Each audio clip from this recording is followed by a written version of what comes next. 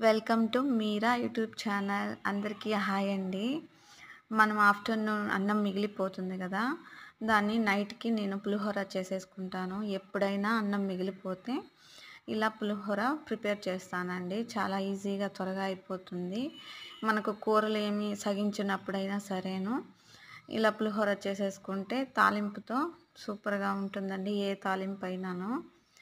ఇలా మిగిలిపోయిన అన్నంతో పులిహోర చేసేసాను. ఎవరికిష్టం ఉండదో చెప్పండి. పులిహోర చాలా ఇష్టం. అందరూ ఇష్టపడి తింటారు. మళ్ళీ చపాతీ గూడా చేసేసాను. కొద్దిగానే ఉంటుంది గదా! అన్నము, మిగిలిపోయిన అన్నము సరిపోదని చపాతీ గూడా ప్రిపేర్ చేశాను. దాంట్లోకి క్యారెట్ తాలింపు కాంబినేషన్ పప్పుల పొడి ఉన్నది. ఇది మా నైట్ డిన్నర్. బావుందా? నచ్చిందా? నచ్చితే లైక్ చేయండి. బాయ్ అండి.